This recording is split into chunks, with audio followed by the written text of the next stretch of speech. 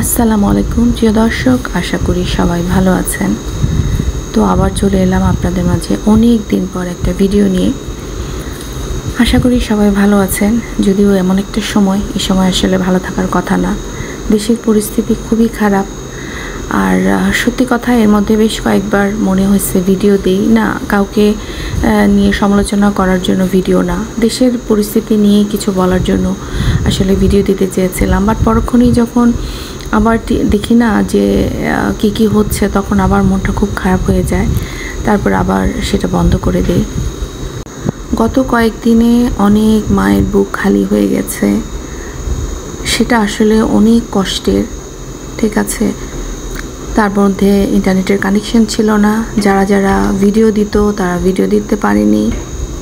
Specially যারা সমালোচনার video করে, তাদের ভিডিও অনেক দিন আসেনি। তার কারণ হচ্ছে যাদেরকে নিয়ে ভিডিও করা হয় তারা ভিডিও দিতে পারেনি। সো যেহেতু তারা কন্টেন্ট লাইক তিশাদের ফ্যামিলি কন্টেন্ট, সেই কারণে ভিডিও তারাও দিতে পারেনি। তো আসলে যে এই যে মানুষগুলো যে ভিডিও দিতে পারেনি, লাইক তিশারা ভিডিও দিতে পারেনি, বা যারা সমালোচনা করে তারাও ভিডিও দিতে পারেনি, আমরা কি কোনো শোকের থেকে ভিডিও দিতে পারিনি? না, আমরা ভিডিও দিই নাই, কারণ হচ্ছে আমরা ভিডিও দিতে পারি নাই, কারণ হচ্ছে কানেকশন ছিল না, ইন্টারনেট কানেকশন ছিল না। যেই মায়ের বুক খালি হচ্ছে শুধুমাত্র সেই মাই জানে তার কষ্ট। আর যারা ভিডিও করে তারা কিন্তু দেখেন ইন্টারনেট কানেকশন আসার সাথে সাথেই কিন্তু সবাই আবার ভিডিও দিতে ঝাঁপিয়ে পড়ল, তারা আবার সমালোচনা করতে বসে গেল। এবং যে দর্শকরা যারা এতদিন ধরে ইন্টারনেট কানেকশনের কারণে ভিডিও দিতে পারেনি, তারাও কিন্তু ভিউজ দিয়ে সেই ভিডিও রিচ বাড়িয়ে দিল। তো আসলে কারোর জন্য কিছু থেমে থাকে নাই। আমি খুব অবাক হয়ে গেছিলাম। আমি প্রথমে ভাবছিলাম যে হয়তো বা লোকজন এখন খুব শোকে আছে, লোকজন হয়তো এই সময়ে এই ধরনের ভিডিও পছন্দ করবে না, লাইক তিশা এদের ব্লগিংগুলো এখন হয়তো ওদের কাছে ভালো লাগবে না। কিন্তু দেখলাম যে না, এর মধ্যেই লোকজন ভিডিও এর মধ্যেই লোকজন অনেক ভিডিও দেখছে, এবং তাদের নেগেটিভ কমেন্ট কিন্তু করা থামে নাই। এবং যারা সমালোচনার ভিডিও করে তারাও কিন্তু সমালোচনার ভিডিও করে যাচ্ছে। তো আসলে কারোর জন্য যে কেউ থেমে থাকে না, সেটার বড় প্রমাণ হচ্ছে এইটা। এবার বলি, আমরা এবং যারা আমাদের ভিডিওগুলো দেখেন, হচ্ছে তিশাদের ভিডিও দেখে, এবং যারা সমালোচনা করে তাদের ভিডিও যারা দেখে, অনেকেই হয়তো প্রবাস থেকে দেখে। অনেকেই দেখলাম যে নেগেটিভ ভিডিওতে অনেক প্রবাসীদের কমেন্ট পাওয়া যায়। এছাড়া তিশাদের ভিডিওগুলো কিন্তু অনেক গ্রাম থেকে প্রবাসীদের বউরা দেখে, এবং বিদেশ থেকেও কিন্তু অনেকে দেখে। এখন আসি, এই যে প্রবাসী ভাইরা যারা বিদেশে থাকে, অনেক দিন থেকে কিন্তু তারা নিজের ফ্যামিলি থেকে কানেকশন থেকে বিচ্যুত ছিল। লাইক তারা যাদের হয়তো বিয়ে করে নেয়, মায়ের সাথে ফোনে কথা, বা যারা বিয়ে করেছে নিজের ছেলে মেয়ের সাথে কথা বলতে পারছিল না, তারা তো এখানে অনেক কষ্ট করে। যারা আসলে প্রবাসীদের বউ, আমার মনে হয় বউ বা মা বাবা, তারা আসলে জানে না যে তাদের সন্তান বা তাদের স্বামী বিদেশে কী পরিমাণে কষ্টটা করে। শীত গরম কোনো কিছুই না, ওদেরকে কষ্টে প্রতিদিন সকালবেলা শরীর খারাপ থাকলেও ওদেরকে যেতে হয়, কারণ একদিন শরীর খারাপ থাকলে ওরা সেই টাকাটা পাবে না, বা সেই টাকাটা না পেলে তারা তাদের ফ্যামিলিকে পাঠাতে পারবে না। এই জন্য কিন্তু ওরা নিজেদের পরোয়া করে না, নিজেরা কোনোভাবে একটু ডাল ভাত খেয়ে থাকে, সেই টাকা পাঠায় দেশে, যাতে দেশে তার পরিবারগুলো ভালো থাকতে পারে। কিন্তু সেই পরিবারগুলো কি করে? এই পরিবারগুলো এই বিপদের মধ্যেও কিন্তু কেউ ভিডিও দেখা ছাড়ে নাই, এবং নেগেটিভ কমেন্ট করা ছাড়ে নাই। কেন কথাগুলি বলছি? দেখেন দর্শক, যার যায় সে কিন্তু বুঝে, যার বাচ্চা সে বুঝে। যেই মহিলাগুলো তাদের সন্তানকে হারাইছে, যে মাগুলো, তারা জানে যে তাদের দিনগুলো কেমন যাচ্ছে। আমরা কিন্তু কোনোভাবেই বুঝতে পারবো না। এখন আমি বলি, এই কথাগুলো বলার, আমি মরিয়মের মাকে সাবিনাকে দেখলাম যে কালকে সে ক্যামেরার সামনে বসে বেশ কান্না করতেছিল। কান্নাটা কেন করতেছিল? কারণ হচ্ছে তার দুই মেয়ে বারবার অসুস্থ হয়ে যাচ্ছে, মরিয়ম হয়তোবা ইয়ের কারণে বমি করে ফেলতেছে, গ্যাস্ট্রিক হয়ে গেছে, হ্যাঁ, সেই কারণে সাবিনা আসলে একজন মায়ের মন। আমি বলবো সাবিনা এখন যত যাই কিছুই করুক না কেন, সাবিনা হয়তো পাপ করছে, সে পরকীয়া করছে, কিন্তু এখন কিন্তু সে নিজের সংসার নিয়ে, নিজের সন্তানদের নিয়ে, স্বামীকে নিয়ে সে কিন্তু ভালো থাকার চেষ্টা করতেছে। সেই সময়গুলোতে এই যে মানুষগুলো, দেশের এরকম একটা পরিস্থিতি, সেই পরিস্থিতিতে গিয়েও এই ধরনের নেগেটিভ কমেন্ট কিভাবে করে একজন মানুষকে। যেই মহিলাটা সাবিনা নিজে মোটা, সে ইচ্ছা করে মোটা হয় না, হ্যাঁ সে খেতে পছন্দ করে, আমি কিছুদিন আগেও বলছি যে সাবিনা শুধু খায় খায় খায়, হ্যাঁ, কিন্তু আসলে না অনেক সময় হয় কি, শরীরের কিছু মানুষের শারীরিক চাহিদাই এরকম থাকে যে খেতে ইচ্ছা করে, ঠিক আছে, খেতে ইচ্ছা করে।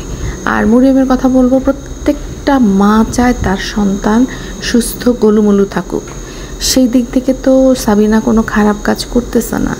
সেখানে যদি মরিয়ম একটু মোটা হয়ে যায়, তাই নিয়ে মানুষ আজে বাজে কথা বলা কি উচিত বলেন তো? মোটা হয়ে যাচ্ছে, সাবিনাকে এটুকু বলতে পারে যে মরিয়মের দিকে খেয়াল রেখো, মরিয়মের জন্য স্বাস্থ্য বেশি না হয়ে যায়, সে তাহলে আবার ওর জন্য হাঁটা চলাফেরা করতে এটুকু হয়তো জ্ঞান দেওয়া যায় একজন মানুষকে। কিন্তু তার বেশি কি বলা যায়? আপনার মতো হাতি হচ্ছে, আপনার মতো সেই হচ্ছে, এই ধরনের কথা তো একটা ছোট বাচ্চাকে নিয়ে কথা বলা ঠিক না। আর বদনজর এমন একটা জিনিস, আল্লাহ তাআলা বলেছেন যে বদনজর এমন একটা জিনিস, সেটা কিন্তু মানুষকে কবর পর্যন্ত নিয়ে যায়, সেটার কোনো ওষুধ নাই, এবং সেটার কিন্তু বোঝাও যায় না, তার অসুখ বিসুখ কোনো কিছু দেখা যায় না বদনজর। তো এই বদনজরগুলো কখন হয়? বদনজরগুলো হয় যখন এই যে সাবিনা এসে কান্নাকাটি করলো, তার মেয়ে অসুস্থ হয়, কিন্তু সাবিনা কি তার 2 মেয়েকে ক্যামেরার থেকে সরায় রাখছে? রাখে নাই। কিন্তু সে বুঝতেছে বদনজর, কিন্তু তারপরেও সে ক্যামেরায় তার বাচ্চাদেরকে দেখাচ্ছে।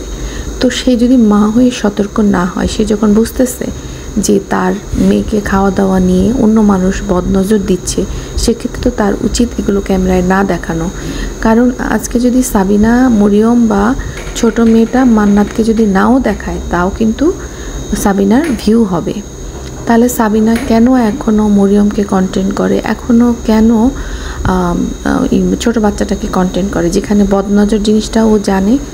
আর গ্যাস্ট্রিকের কথা যদি বলি, যেভাবে সাবিনা বাচ্চাদেরকে খাওয়া দেয়, কোনো টাইম নাই। একটা ছোট বাচ্চা মেয়ে, ও অনেক আগে থেকে অবহেলিত হচ্ছিল, এই বাচ্চা মেয়েকে মরিচ ডলে ডলে খাওয়াইছে, ঠিক আছে, ছোটোবেলা থেকেই দেখছি ওরা ভর্তা খায়। এই মেয়েগুলো যখন নানার বাড়ি বেড়াতে যায়, এই ঝাল ভর্তা দিয়ে ভাত খাইতেছে, বাড়িতেও একই, ওরা মারা যে খাবার পছন্দ করে সেই খাবারগুলি খায়।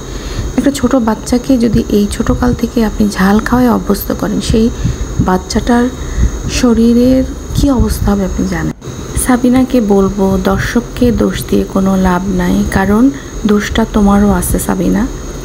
কারণ হচ্ছে বাচ্চাদেরকে কেন কন্টেন্ট বানাচ্ছ তুমি? বাচ্চাদেরকে দেখাবা না, বাচ্চাদেরকে কী খাওয়াচ্ছ সেটা দেখাবা না, বাচ্চাদের না দেখায়ও তোমার ভিডিও ভিউজ হবে। আরেকটা জিনিস হচ্ছে যে এই বাচ্চাগুলোকে মরিচ খাওয়ানো বন্ধ করতে হবে। আর কান্নাকাটি করে দর্শকদের কাছে বলে বা কী লাভ? বদনজরের জন্য কিন্তু কোরআনে অলরেডি বলে দেওয়া আছে কি সূরা পড়তে হবে, সেগুলো পড়ে বাচ্চাদেরকে দিনরাত ফু দিতে হবে। একজন মায়ের দোয়ার চেয়ে বড় কি বলবো, ওষুধ আর কিছু নাই। এবার বলি দর্শক, তানজিলার কথা। আমি আপনাদেরকে একটা ভিডিওতে বলেছিলাম যে তানজিলা হয়তো প্রেগনেন্ট, যার কারণে ও পরীক্ষার দোহাই দিয়ে ও ভিডিওর সামনে কিন্তু আসতেছে না। তো সেটা দেখলেন তো আমি যেটা বললাম। কারণ হচ্ছে একটা মেয়ে পরীক্ষা দিচ্ছে বলে ভিডিওতে আসবে না, এটা আসলে খুবই অযৌক্তিক একটা ব্যাপার। অথচ সে কিন্তু তার মার বাসায় মার ভিডিওতে কিন্তু ভিডিও কিন্তু করে দিচ্ছে, কিন্তু সে শুধু ক্যামেরার সামনে আসতেছে না। তো সেইটা থেকেই আসলে বোঝা যাচ্ছিল যে কিছু একটা তো হয়েছে। তো সেটা এখন তো বুঝতে পারলেন যে তানজিলা আসলে প্রেগনেন্ট। আর হ্যাঁ, আমি বলবো যে এই সময়ে প্রেগনেন্ট হয়ে গেছে, হ্যাঁ আল্লাহ তাআলা দিছে, সেটাকে অবশ্যই খুশি মনে নেওয়া উচিত। কিন্তু একটা ভয় হচ্ছে, সেই ভয়টা কি? ওই যে ওদের ফ্যামিলিতে যে একটা প্রবলেম হয়, যেটা প্রথম বাচ্চাটা হওয়ার পরেই ডিভোর্স হয়ে যায়, তারপরে আবার ওদের সেকেন্ড ম্যারেজ গিয়ে হচ্ছে ওদের মনের মতো হয়। তো এই জিনিসটা আসলে একটু খুব ইয়ে লাগতেছে, কারণ তানজিলা এখনও অনেক ছোট, ওর বাচ্চা হয়ে গেছে। যাই হোক, ভালোভাবে হোক বাচ্চাটা, সংসার যেন টিকে, বাচ্চাগুলো যেন সাফার না করে। তানজিলা সাফার করছে, সো তানজিলার উচিত তানজিলার বাচ্চা যেন সাফার না করে সেভাবে থাকা। তো আজকে এই পর্যন্তই দর্শক, যদি ভালো লাগে তাহলে অবশ্যই লাইক কমেন্ট শেয়ার করবেন। আল্লাহ হাফেজ।